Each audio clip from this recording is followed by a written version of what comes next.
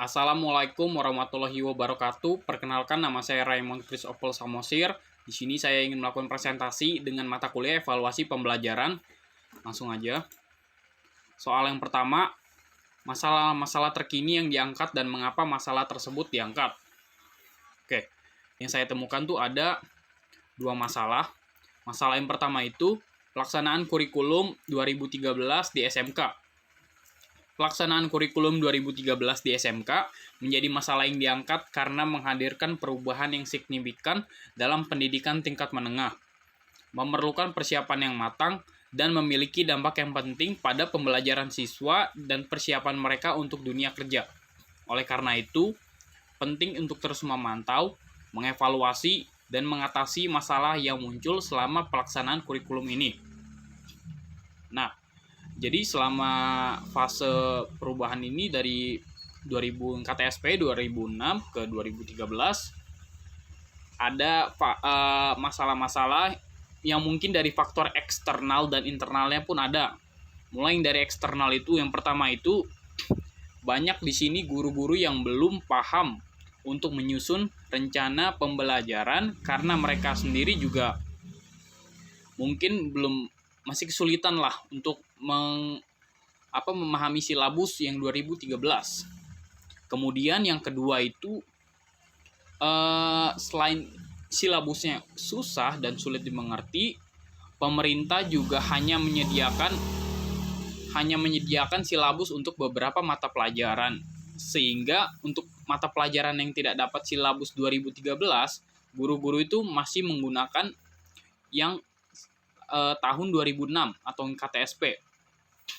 Kemudian masalah yang ketiga itu kesiapan pemerintah dalam memproduksi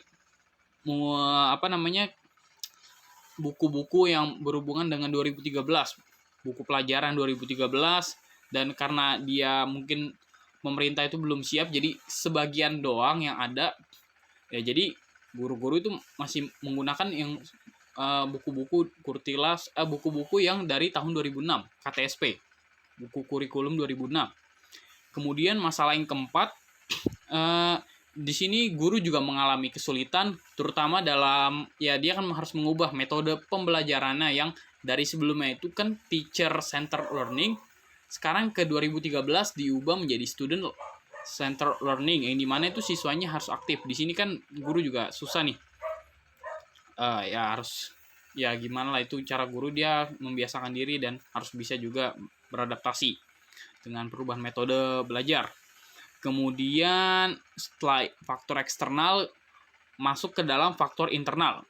Apa aja? Yang pertama mungkin kemampuan guru ya dalam penguasaan iptek, yang dimana kan kalau pada tahun 2006 itu orang lebih ke guru-guru mungkin ya lebih dominan ke buku, buku. Jadi kan dia nggak ipteknya kurang tuh. Apalagi kalau 2013 ini kita ada iptek udah pakai iptek, jadi mungkin pembelajaran bisa ada presentasi melalui PPT, jadi kan lebih mudah juga, lebih praktis gitu kan.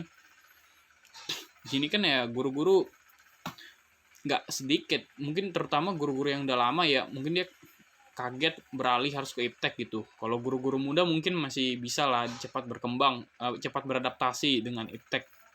Kemudian masalah yang kedua itu keterlambatan distribusi buku dari pemerintah. Pemerintah telat ngasih atau mungkin belum siap semuanya, jadi ya nggak semua mata pelajaran dapat untuk silabusnya, buku-bukunya. Jadi sebagian masih menggunakan yang lalu, KTSP 2006. Kemudian yang ketiga itu kurangnya pelatihan. Nah, kurangnya pelatihan gini, guru-guru kan banyak yang belum siap, jadi harusnya pihak sekolah itu kayak ngasih lah pelatihan gitu, jadi guru-guru nggak kaget dengan kurikulum 2013 gitu. Nah, kemudian untuk masalah yang kedua, selain pelaksanaan kurikulum 2013 di SMK, saya menemukan masalah kedua, pembelajaran daring di SMK selama masa pandemi. Oke, pembelajaran daring di SMK selama masa pandemi menjadi isu yang kompleks dan mendesak. Pemerintah, sekolah, dan semua pemangku kepentingan terlibat dalam upaya untuk mengatasi masalah-masalah ini. termasuk memastikan ketersediaan infrastruktur teknologi yang memadai, memberikan pelatihan kepada guru, dan mencari cara untuk mengurangi kesenjangan dalam aksesibilitas pembelajaran daring. Nah, kan di sini SMK ya. Di SMK itu yang didominasi oleh praktek. Kalau disuruh daring itu sebenarnya jadi nggak maksimal ya. Oke, langsung aja sih masalah-masalah tadi yang mungkin tadi itu kan yang sekolah yang harus didominasi oleh praktek harus online tuh jadi kurang.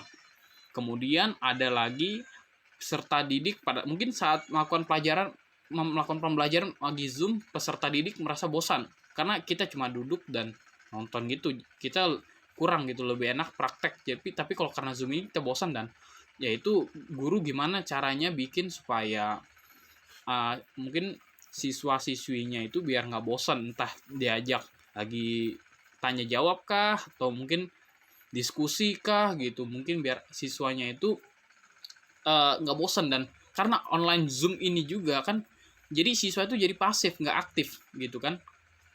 Nah itulah pokoknya harus bisa lah gimana biar aktif juga, biar ngobrol diskusi-diskusi gitulah. Kemudian yang kedua itu ada sinyal. Masalah sinyal ini kayaknya udah semua orang kayaknya ngalamin ya, terutama yang sinyal lemah ini. Kita lagi Zoom, keluar kah atau gimana, itu kan bahaya itu kalau sinyalnya lemah. Dan juga mungkin lagi pengumpulan tugas, sinyal bermasalah kan jadi terlambat nanti kan gara-gara sinyal. Dan juga sinyal ini kan perlu biaya. Kita butuh lebih keluarin banyak biaya, itu masalah banget. Jadi ya gitu, bermasalah. Kemudian yang ketiga itu terlambat dalam penugasan, mengirim tugas. Kalau ini masalah karena kenapa? Kalau online tuh mungkin kan kita masih, walaupun telat, tapi kita masih bisa ngirim tugas gitu. Masih bisa masuk. Kalau seandainya offline, ya itu agak susah juga. Kita harus ngomong ke dosennya segala macam. Kalau online ini nggak terlalu, ini ya, mungkin bagi siswa ini, masih aman lah, masih bisa ngumpulin gitu. Dan juga ini kan menyusahkan guru-guru juga kalau terlambat. Jadi, wah mana nih si anak ini tugasnya belum ada, harus ditagi-tagi, kan susah juga jadinya kan. Kemudian yang ketiga itu di sini guru tuh nggak, karena online ini masalah banget. Kita mungkin guru-guru itu nggak bisa memantau nih kita tuh kejujurannya dalam terutama ngerjain tugas. Jadi misalkan tugas dikasih, kan guru cuma bisa ngeliat hasil akhirnya, jadi nggak bisa memantau nih apakah anak ini dia ngerjain dengan jujur. Contoh aja, kita misalkan lagi tugas yang sipil, suruh gambar AutoCAD, entah gambar denah, tampak atau apa, kan kita cuma bisa ngasih, nih Bu, hasil saya udah jadi. Kita nggak tahu tuh apakah hasilnya itu hasil kopas kah, atau emang dia murni dari dia menggambar sendiri, itu nggak tahu. Jadi itu masalah banget. Guru-guru cuma bisa menilai dari situ doang. Kita kan nggak bisa tahu nih sikap anak atau itu, kan kita nggak bisa lihat karena online gitu kan. Cuma bisa menerima hasil produk. Kemudian yang kelima itu masalah absensi. Kalau online gini juga kan absensi Zoom, ya ampun, join off cam. Itu kan kita nggak bisa bilang bahwa anak itu off cam sama dengan dia nggak hadir, kan kita nggak tahu kan. Tapi ya di satu sisi juga kita kan kalau off cam gitu kita nggak tahu juga ini anak dengerin beneran atau enggak. Dan juga kadang-kadang ada yang bahkan ngisi link absen doang gitu sudah dianggap hadir, itu bermasalah juga. Kita kan nggak tahu juga apakah dia dengan ngisi itu udah jamin hadir, kan nggak ada jaminan. Jadi ya susah juga. Nah, jadi gimana ya, mungkin segera masuk offline ini nggak bagus, nggak efektif sih untuk anak-anak SMK yang didominasi oleh praktek ini. Nggak bagus ini kalau daring seperti ini. Oke. Kemudian soal yang kedua, temukan kebaruan dari penelitian tersebut. Untuk kebaruannya ini saya cuma bisa memberikan rekomendasi ya. Rekomendasinya, untuk rekomendasinya itu sendiri, untuk meningkatkan pelaksanaan kurikulum 2013 di SMK dan mengatasi tantangan pembelajaran selama pandemi, langkah-langkah kunci yang perlu diambil termasuk pelatihan intensif untuk guru, ketersediaan bahan ajar yang relevan, distribusi buku teks yang efisien, pengembangan materi pembelajaran digital, monitoring dan evaluasi yang kontinu, peningkatan keterampilan teknologi guru, akses internet yang lebih baik, konten pembelajaran online berkualitas, penilaian yang adil, pemantauan partisipasi siswa, perhatian terhadap kesehatan mental siswa dan guru. Dengan tindakan-tindakan ini, kita dapat mengatasi tantangan dan meningkatkan kualitas pendidikan di SMK.